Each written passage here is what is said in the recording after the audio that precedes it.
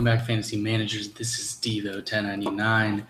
As you can see, I'm not at my normal spot here. I am on holiday or vacation, as we call it. Still not entirely sure why the Americans had to differentiate on that one, but Draftkings started last week. I don't know how many players in the UK tried it the first week. Would love to hear more thoughts on how it went, what they thought of it, what they think of the app, which I think is pretty amazing. I had an okay week. I had Trippier, so that was important. That's just a matter of team news and understanding that DraftKings has crosses, and then he scored a goal on top of that, which was sort of unfair. You either had Trippier or you didn't, and that would probably decide whether or not you made money. This week, obviously those players can jump out at you. I don't see anything like that as a possibility for the main Saturday slate. Unfortunately, for our purposes, top four teams are all playing on Sunday. From an entertainment standpoint, that's going to be a pretty phenomenal Valentine's Day in the U.S., where we will just watch soccer in the morning. The opening match is Sunderland and Man United. I don't really think that is probably worth playing the full slate just to get onto that match, but there's probably some good fantasy opportunities there. As we mentioned last week, Khazri is definitely in play now for Sunderland. He got an assist last week. Unfortunately, that was on my keeper, Mignolet. If you had Mignolet last week, that was pretty painful across the board for him. His collapse in that match late. Manchester United, I think, should be able to score. They also lost late last week, like Liverpool, or they drew, against Chelsea, letting up a late one. But I think Rooney's a good play here against Sunderland. I think Martial is fine. If you're on DraftKings, then I would imagine that you can probably go ahead and play somebody. You could play De Gea. I don't know how exciting that is, but Sunderland's been scoring and getting a decent amount of shots, so I think that's certainly a reasonable option. But like I said, I don't really think that game is interesting enough. And I guess the decision on our place is on our side of the pond is whether to get up early enough to see the lineups and confirm them, and then managing that with your main lineups, because all the contests are going to be for the 3 p.m. matches. So also on DraftKings, Daily Blend is definitely a decent play, as he's still taking corners for United, and you figure that they're going to get a fair amount of those against Sunderland. So let's move it along. So the Saturday slate is interesting. You've got 3 teams at home that are pretty strong favorites. Really, the 2 primary ones being Chelsea and Everton. So you're gonna probably be looking there for a fair amount of your budget, but I think that there's other opportunities, and they may not jump out as you as opportunities. So I think that they could have a slightly contrarian angle. One of those is the Cherries at home against Stoke. So Stoke has been really one of the worst teams over the past 4 matches. I think they've had one big chance and have conceded 13, something like that. The bookies don't really like them this week to score. They like Bournemouth to probably win this game about 2-1, something like that. So I think there's some opportunity there. If Stanislas is back in the starting 11, I think he's a strong play on both DraftKings and Mondogoal. He's 5,500 on DraftKings, a little bit steep, but hit I think he came on for something like 24 minutes last match and got 8 points. So his rate is really strong. If he gets corners and continues to split them with Richie, I think that even at 5,500, he's a reasonable play just because he's one of those players that kind of does it all and can score in different ways: fouls drawn, shots, corner kicks, crosses, all of the above. In that sense, if Stanislaus is back, I probably don't want Richie. He hasn't really ever peaked this season like we thought he might after how dominant he was in championships. So probably wouldn't touch Richie. I think the two fullbacks, Adam Smith and Charlie Daniels, are definitely strong plays. Daniels presumably still on penalty duty. I like him. Daniels is 3,900 on Draftkings. He is 9.8 million on Mondogoal, which is a little tougher to stomach, as that price is inflated by the penalties that he has taken, and there is certainly no guarantee that he will get another opportunity there. Afobe, 4,800 on Draftkings, is very much in play. At 10.6 million on Mondogoal, I find him a lot less interesting. Draftkings, as you may have seen if you played last week, it's difficult to get value out of your strikers. You have to play two forwards. They are, they're very volatile, as they are on anything. But because the floor of crosses and corners is so high on DraftKings for midfielders and then any defenders that are doing that, the opportunity cost of playing a striker and having him blank is very, very high. So we want to spend our money primarily in the midfield, get some crossing defenders, and then a fairly safe keeper. So I think Baruch is definitely a strong play for Bournemouth, assuming that Stoke continues to struggle. I think that's a good opportunity for him there. He is just 3,700, I believe, on DraftKings. So I do like Baruch there. For Stoke, I'm probably just going to leave them alone. Eric Pieters has actually been a really, really nice play lately. It's been a bit out of nowhere. He's 30 crosses over his past 4, including 13 last match. They definitely will be ceding possession to Bournemouth here. So that's a bit of a concern. And then his price on DraftKings at 4,100 is probably a little steeper than I'd like to pay for him. Depending on how things shake out, though, if we aren't able to get some of the budget defenders that we're expecting in the lineups, he is somebody that I have written down to potentially take. We used to take him for his consistency in tackles won and interceptions. And now he's starting to add crosses to that as well. So Peters is definitely a possibility, just a little bit more expensive than I like, but part of that is due to his consistency. So he should be able to get you 8 to 10 points pretty comfortably.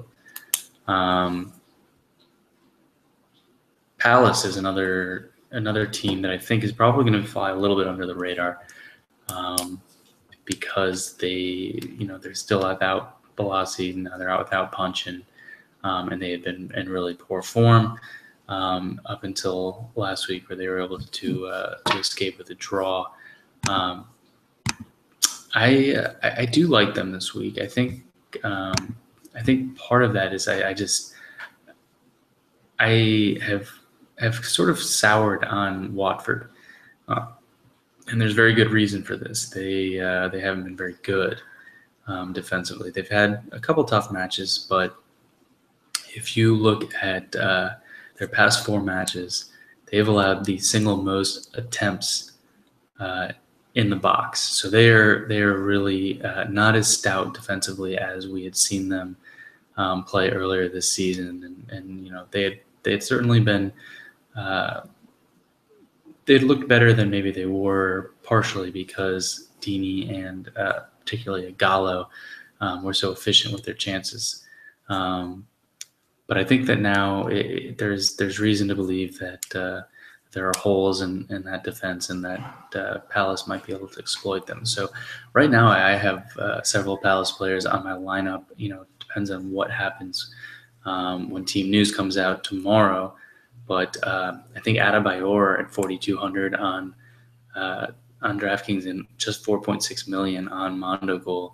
I hate myself for saying it. I told my friends when Adebayor signed that as much as I disliked him on Tottenham, if he was the right price, this is just such a good opportunity to be playing at striker for Palace, because you've got really talented wingers that send in crosses constantly, that if he could just get in position, he could probably get on the end of one. He hasn't yet, but that keeps his price down, and I think the opportunity will be there. There's two other players on Palace, well, three other players I'm looking at, two other players in particular. So Watford has also conceded by far the most crosses from the right, so their left flank, which is where Nathan Ake typically plays. They've also had Olabas back there. They've given up 84 crosses in the past 4 weeks from their left flank, which is almost triple what they've given up from the other side. So teams are choosing to attack them there. Part of that is just most players are right-footed. There's always going to be a bit of a lean attacking the left flank rather than the right flank with crosses. But they've also had Janmaat, they've had Trippier, so they've had players that you would expect to be sending crosses. But the fact is 84 is just a tremendous amount. That's 21 per week from that side. So if you can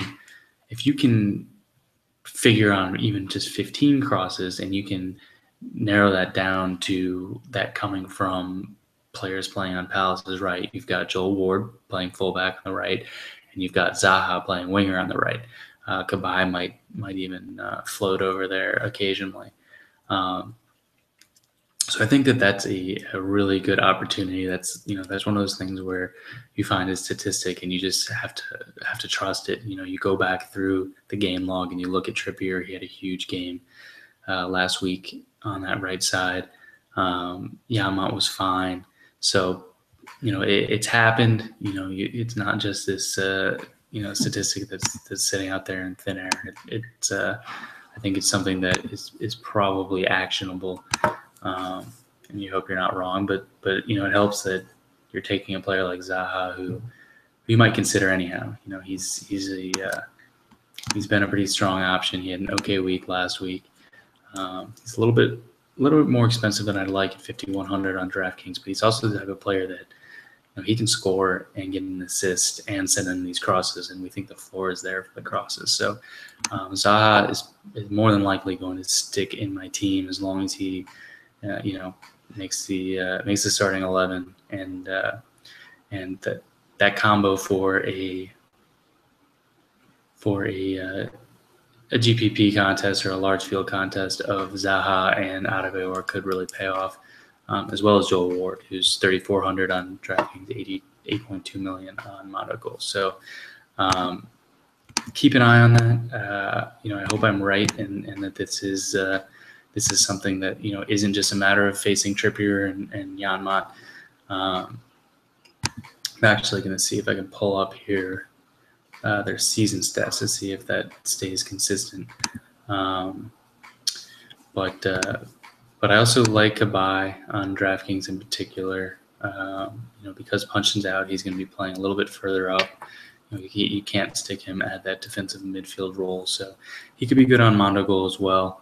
He's 6.7 million on Mondogoal, which is pretty inexpensive, and you're looking at the team that is in the top 5 teams on this slate, which, for Palace, seeing as they're down a couple of their better players, that's not the worst thing in the world. I think they'll get a goal or two, and Cabaye should be on penalty duty as well. I can't imagine they give it directly to Adebayor, though. I suppose that's possible as well. And just to confirm, Watford has given up on all matches this season. They've given up the most crosses from their left flank. So that's enough for me to give Zaha a chance, and maybe even Joel Ward. He's probably a little bit less consistent just because they're happy to have Zaha playing that role of shooting down the right side. So let's move on. Again, I guess I'm not touching Watford just because I think that the name brand of Igalo and Dini is still up there, and they're just not really doing much. So I'm probably going to leave them alone and hope that Hennessy and Palace can stay tough at home. Next match is Everton and West Brom. Everton now with back-to-back clean sheets, and for DraftKings purposes, they have the win to nil on both of those as well. I would imagine that they stick with the team that got them those 2 wins, and that means Robles at keeper over Howard, and that potentially means Oviedo over Baines. I would imagine that is going to be more justified by Baines still maybe being injured. Though it's kind of tough to leave Baines out. So, but I can't get in the head of Bobby Martinez, except that if Oviedo's in the lineup, he's been a very strong option. On top of that, you've got Aaron Lennon, who has scored in back-to-back matches. I'm probably not taking Lennon even. Well, the problem is West Brom does concede a lot of crosses, which is certainly attractive on DraftKings. I think he's only 3,000 on DraftKings, which is pretty inexpensive, even after those 2 goals. 3,300 now,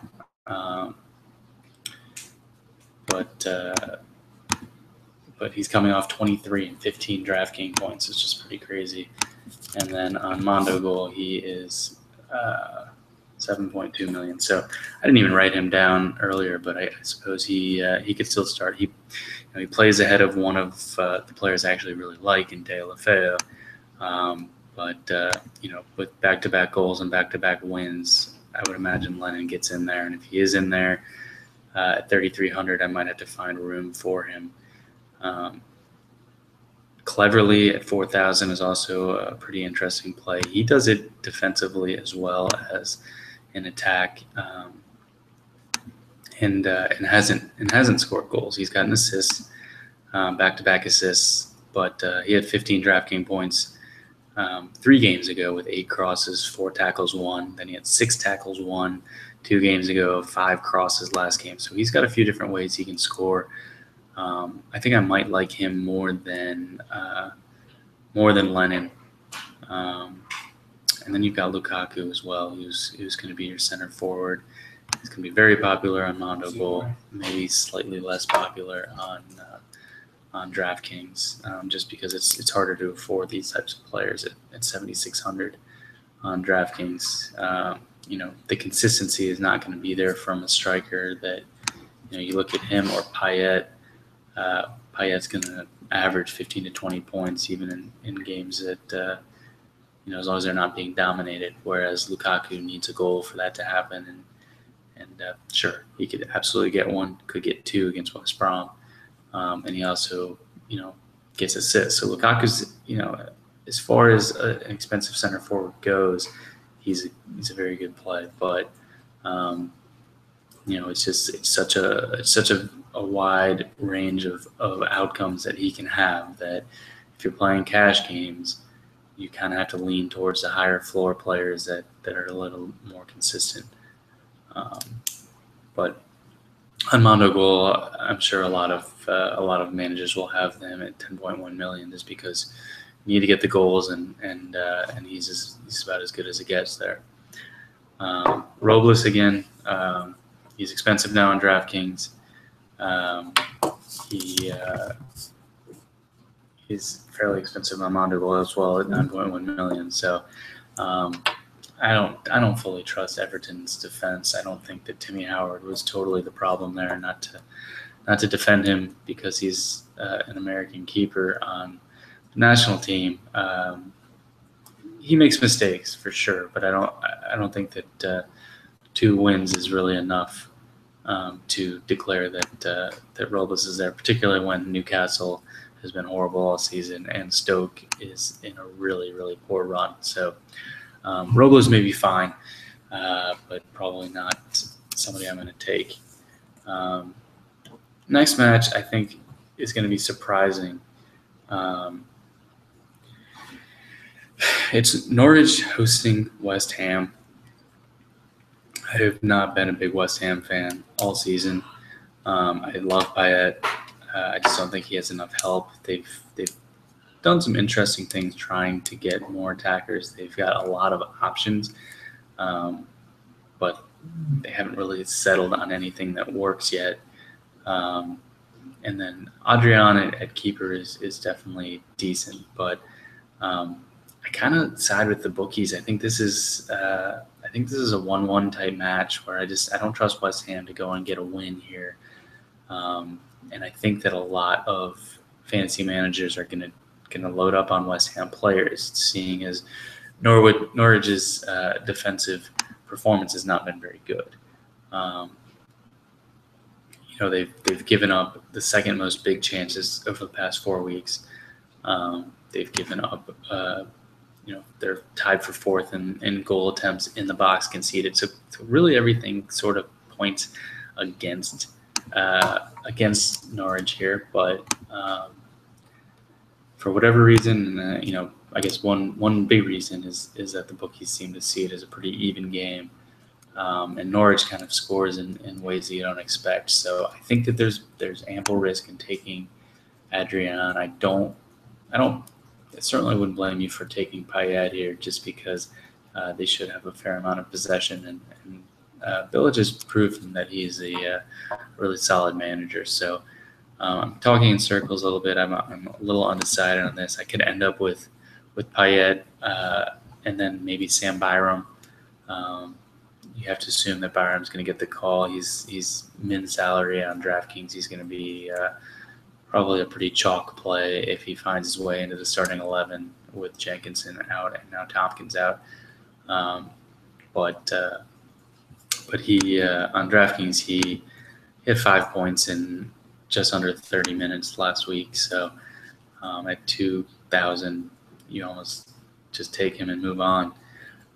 So I guess I could have 2 West Ham players and not really feel that strongly about West Ham winning this match. So if somebody wants to play Adrian against me, I am okay with that. He's priced very well, but the odds are not really in his favor here. Form might suggest that Norwich gives up a couple, but I'm not convinced that West Ham won't as well. Problem with Norwich is finding out where you're going to get those goals. Mbokani is a decent play, and it's always tough to find forwards that you're comfortable with on DraftKings. So I'm not totally opposed to Mbokani there. I think that the goal scoring odds are probably pointing towards him being a decent play. He tends to get some shots on target. So if he's up there, I'm okay with that. He'll have Robbie Brady on the flank feeding him. I don't know that they'll play Nathan Redmond. It seems like he has a lot of trouble working his way into the starting 11. Naismith has been decent, so he's also an opportunity. Bamford may get a chance up top, so that's something to keep an eye on as well. If Bamford gets a chance, he hasn't really gotten a chance all season. Palace had him and didn't give him a chance. And so if he's playing well enough in training, you kind of have to look for him. But I'm not even sure that he is available on DraftKings. What's going on here? I don't think he is available on DraftKings. That's unfortunate. That seems like a mistake. And then on Mondogoal, he's 6.9 million, so not quite the discount you'd want. I'd rather have Adebayor at 4.6, I think, than paying 6.9 for him. So there you have it. Not an option on DraftKings after all, whether you want it or not. Maybe that saves us from ourselves. So next match, Swansea hosting Southampton. Swansea's definitely been a bit better since Guidolin came. We've kind of expected that to happen, and I've seen it. I've seen it materialize. Beloshi hasn't done a whole lot yet. Sigurdsson has been incredible. His price has come right along with it. So now you're looking at a match against Southampton with a pretty decent defense. He's 6,900 now on DraftKings and 12.6 million on Mondogoal. I've been a Sigurdsson fan for a while. I've been pointing at him as a player that was about to turn around, and fortunately I did have him for most of the run here where he's been scoring. I didn't have him last week, unfortunately, which I jumped off a game early. But I'm feel more confident about jumping off here. He scored from distance last match, and now gets Southampton, who I don't think is a very good matchup. So just because his price is elevated, I'm probably off of the Sigurdsson train, and probably would not play any Swansea players in this match. Maybe if I was in a bind at defender on DraftKings, Ron Hell is an interesting play. I think he's just 2,500, and 2,500. He had 8 crosses last match. Southampton does concede crosses. I don't know that Ron Hell is going to be repeatedly taking crosses. I think last match is probably more likely to be an outlier. At 2,500, it's not the worst risk to take, but I'd probably pass on that one. Southampton, we're going to have their lineup. The problem with Southampton is beyond Forster, who's far from a problem as it gets. He's been incredible with 5 consecutive clean sheets. Problem with Southampton is you don't really know where their attack is going to come from. Ward-Prowse has been fine, but now it looks like Klasi is kind of narrowing in his spot. You never know when Tadic is going to start. You don't know if he does start, he's going to play more than 60 minutes. Mane's been sort of absent for most of the season. He's probably still their best option, but not one that I'm going to be particularly excited about using away because the price is still going to be based on his performance last season. So I think that you could take Forster. His price on DraftKings is very inviting. If you want to take an away keeper that you're kind of concerned about their team being able to score goals, that's not always the best strategy on DraftKings. And he's sort of a chalk play because he's been,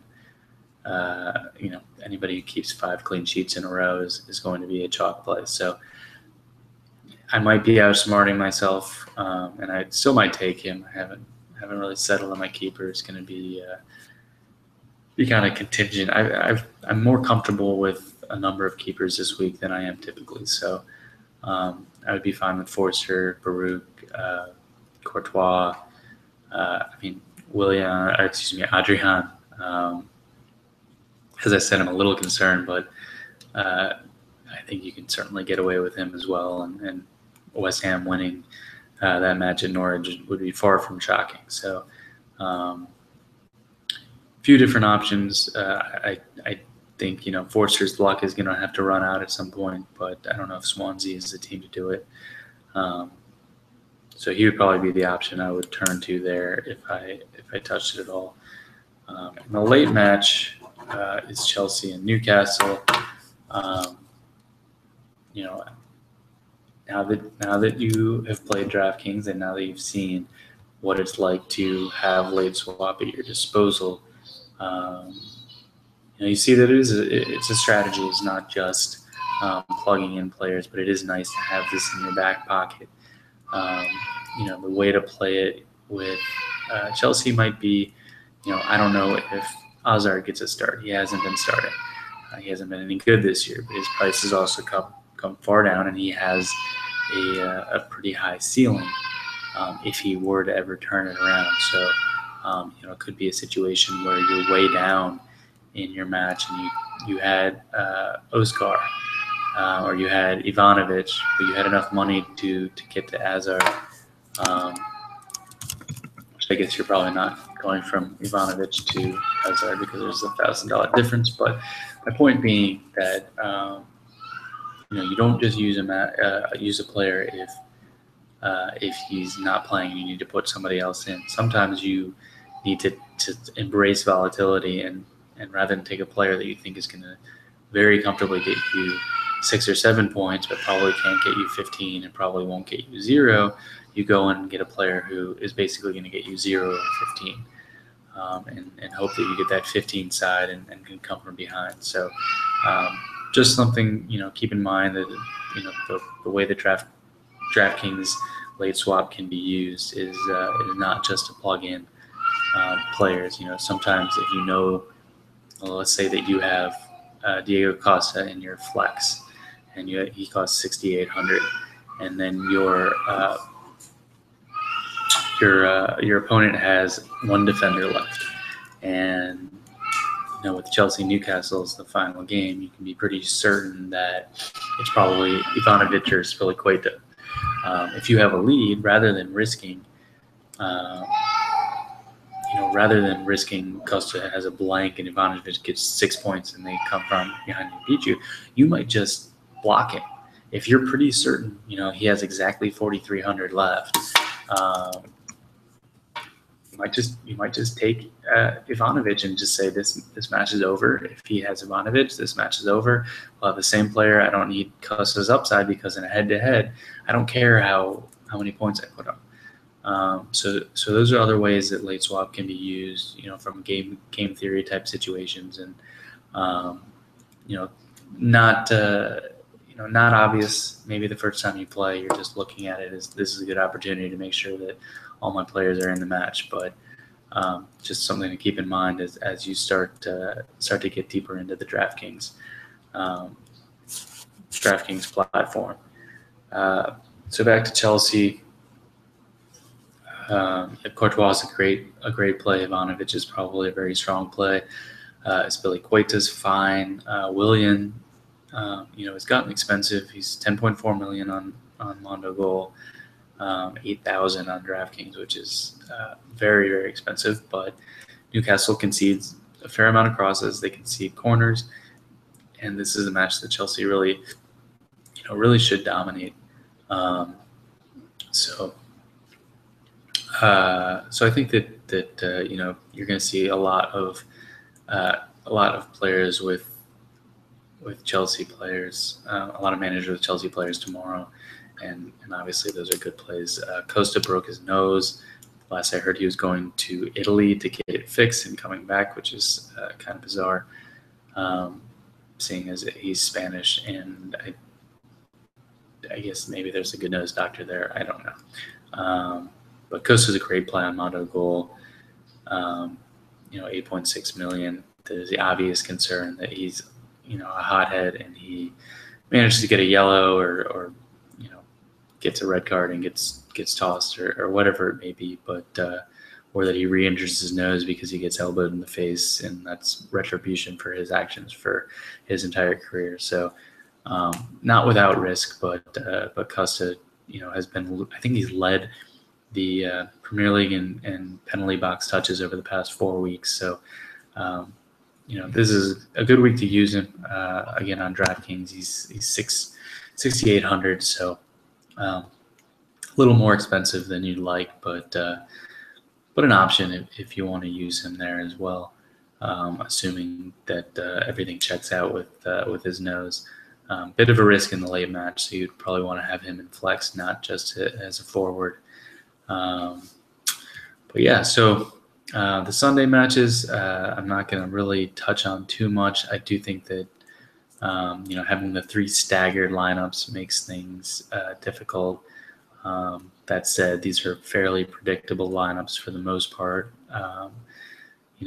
Liverpool against Villa probably have the best matchup. I think Firmino on DraftKings is a virtual lock, probably on Mondogoal as well. Then you've got Arsenal in a decent spot again. They were able to handle Leicester 5-2 last time.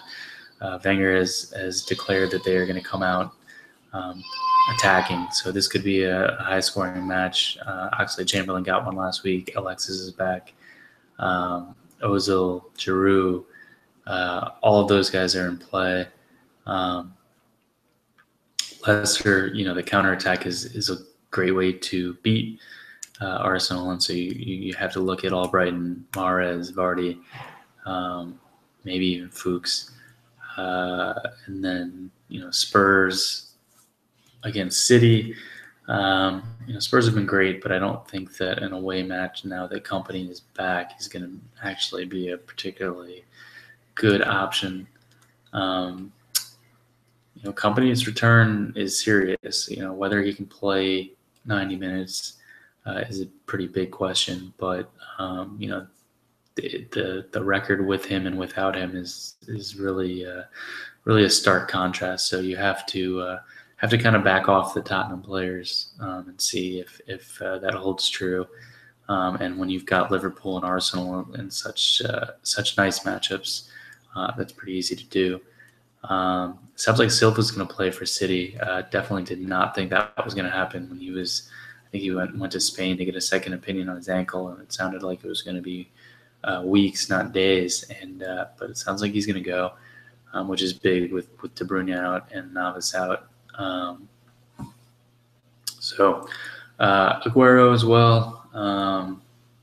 Spurs have had a really dominant defensive record lately, so tough to pay for Aguero here. Silva and DraftKings might be fine because he's going to be on all corner duty, and presumably I thought that last week too. And then Navas was there, so I think that both slates, Saturday and Sunday, are playable for different reasons. Not either of them are particularly desirable, but I don't know what else you're going to do with your weekend. I certainly will be playing. I've got to fly right near the beginning of the matches tomorrow, which is a really poor decision on my part. But life goes on, and I'll be able to get my teams in time and see team news tomorrow morning. So best of luck to everybody. Any questions, let us know on Twitter. Thanks for watching. This is Fantasy Football Backers signing out.